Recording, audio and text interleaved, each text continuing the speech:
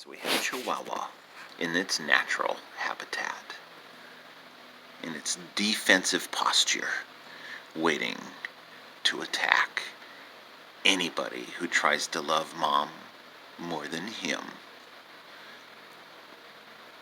So let's get started on story number 10. Hi, everyone. I'm so glad to see you. All your smiley faces, and everyone's ready for a good story. Got my glasses. Wasn't Kermit cute? He's a cute dog. He's a little guard dog of love. Story number 10, Merida's Challenge. Merida couldn't stop laughing. You three wee barons think you can climb the crone's tooth. The crone's tooth was the tallest mountain around.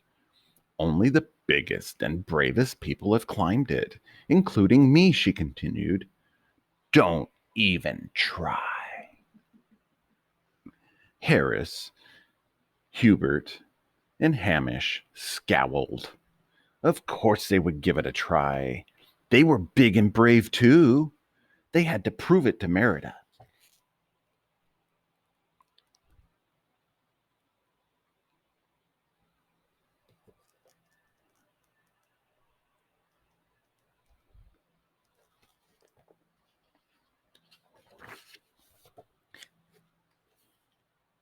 As they stood at the foot of the towering rock, Harris and Hubert weren't so sure it was a good idea. But Hamish was ready. I'll show her, he said to his brothers. They gave him a boost, but he struggled to find the handholds in the slippery rock. A little way up, the rock Hamish was standing on fell away. He was left dangling by his fingertips.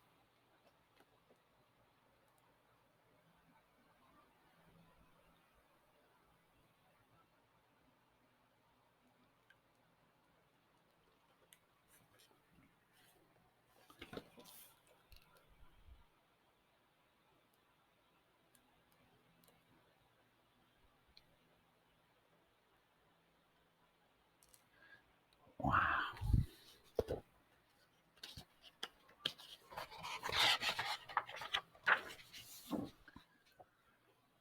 Harris and Hubert hurried to fetch Merida. They found her in the castle and told her what happened to Hamish at the Crone's Tooth. Ouch, no, cried Merida. What have I done? I didn't really mean you should try to climb it yourselves. Come on, we have to get Angus.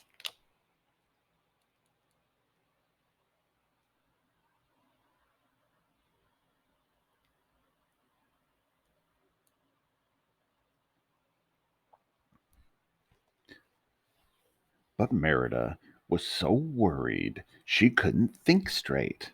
Where are my arrows? She cried to her brothers. Fortunately, Hubert was one step ahead of her, and he tossed them to his sister. When they got to Angus in the stables, Merida was still worried they wouldn't make it to the Crone's Tooth in time to save Hamish. I'm all thumbs, Merida said. I'll never get this bridle on. Harris quickly helped his sister get ready to ride.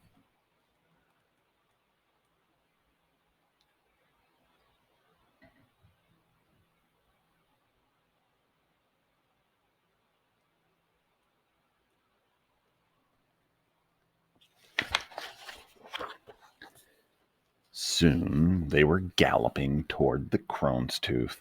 Faster, Angus, Merida urged. Faster.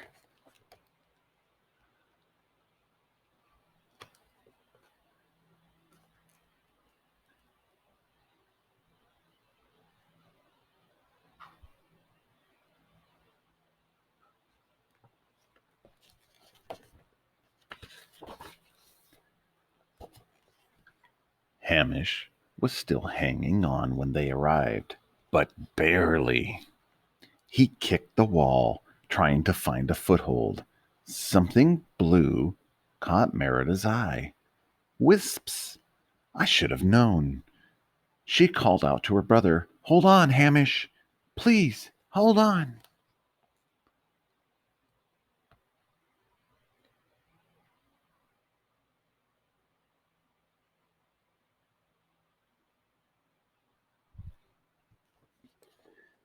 Merida scanned the trees around the clearing.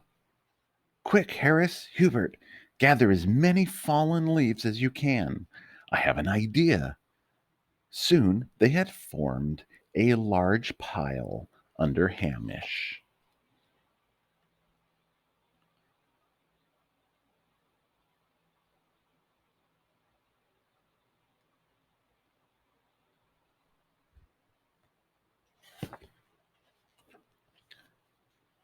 Merida looped a rope around her waist and knotted it tightly. She, tr- she tied the end to an arrow. Stepping back, she sent the arrow flying over the high branch of a tree. Then Harris hurried to fetch the arrow from the ground and tied the rope to Angus's saddle.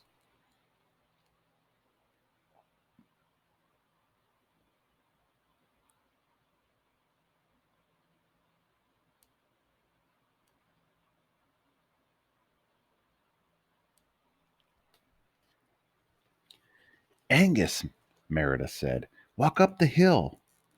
The branch groaned as Angus pulled the rope taut. Everyone held their breath. "Keep pulling slowly," Merida said. The branch groaned again. The rope began to hoist Merida into the air.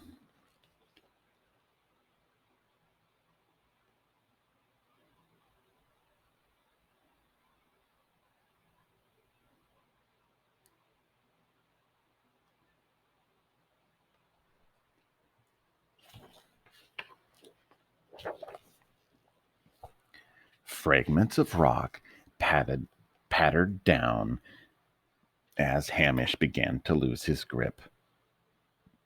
"Just a wee bit longer, Hamish," yelled Merida. "Ignore those wisps."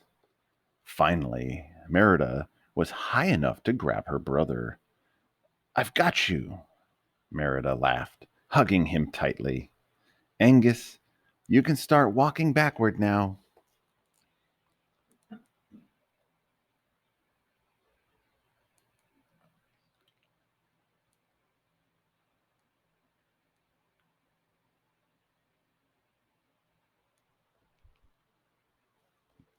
Angus slowly lowered Merida and Hamish over the pile of leaves. When she was sure it was safe, Merida dropped Hamish on the leaves. The rescue mission was a success.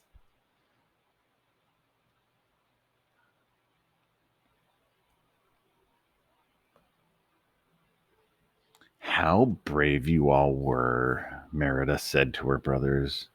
"You, Hamish, for hanging in there so long, and you, Harris and Hubert, for being so calm and reliable all through the rescue."